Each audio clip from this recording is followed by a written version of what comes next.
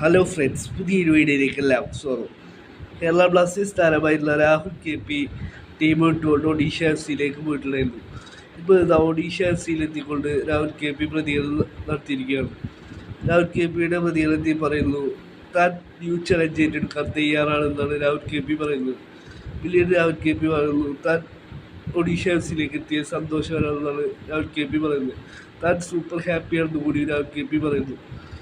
താൻ യഥാർത്ഥ ഫോമിലേക്ക് എത്തുവാൻ ശ്രമിക്കും. ഈ കോച്ചിൻ്റെ ഗോളാണെന്ന് കൂടി രാഹുൽ KP പറയുന്നു. ഈ കോച്ചിൻ്റെ കീഴിൽ തൻ്റെ യഥാർത്ഥ ഫോമിലേക്ക് തിരിച്ചെത്തുവാനായി സാധിക്കുമെന്നാണ് രാഹുൽ KP പ്രതീക്ഷ പ്രകടിപ്പിച്ചത്. തൻ്റെ യഥാർത്ഥ ഫോമിലേക്ക് എത്താൻ ശ്രമിക്കും. ഇതിലെല്ലാം ദൈവത്തിൻ്റെ കയ്യിലല്ലേ എന്നാണ് രാഹുൽ KP പറയുന്നു. പിന്നീട് സെർജിയോ ലൊബേറ പറഞ്ഞിട്ടുള്ള കാര്യങ്ങൾ ഒഡീഷ FC പരിശീലകനായ സെർജിയോ ലൊബേറ പറയുന്നു, രാഹുൽ KP ഉള്ളതിൽ തനിക്ക് വളരെയധികം സന്തോഷമുണ്ടെന്നാണ് രാഹുൽ KPയുടെ വരവിനെ കുറിച്ച് സെർജിയോ ലൊബേറ പറഞ്ഞിട്ടുള്ളത്.